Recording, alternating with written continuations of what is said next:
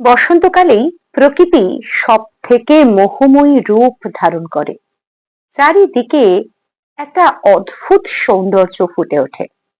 সেই জন্যই বসন্তকাল ঋতুরাজ। এই সময়কালকে নিয়েই অনেক কবি, অনেক লেখক অনেক কিছু লিখে গিয়েছেন। সেরকমই পূর্ণেন্দু পত্রীর একটি কবিতা বসন্তকালী। শুনেছি বসন্তকালে বনভূমি অহংকারী হয়, অথচ আমার সব সোনা দানা চুরি হয়ে গেছে এই বসন্তকালেই। বসন্তকালেই সেই কপোতাক্ষী রমণীর কুষ্ঠ হয়েছিল। সে আমাকে বলেছিল তার সব নদী গিরি অরণ্যের আমি অধীশ্বর।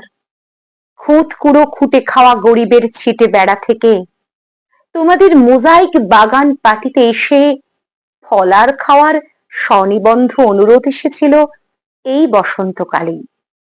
বসন্তকালেই আমি প্রধান অতিথি হয়ে পুরুলিয়া গেছি। বসন্তকালেই আমি ভুবনেশ্বরে গিয়ে কবিতা পড়েছি।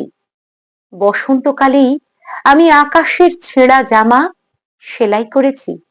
অথচ আমার সব সোনা দানা, জমি জমা, কাপড় চোপড়, স্মৃতি দিয়ে মাজা ঘষা গোপনতা, অমর পরাগ এবং বেসরকারি অস্ত্রাগার থেকে লুট, গোলা ও বারুদ ভিজে ভেঙে পচে গলে খসে ঝরে নষ্ট হচ্ছে বসন্তকালে।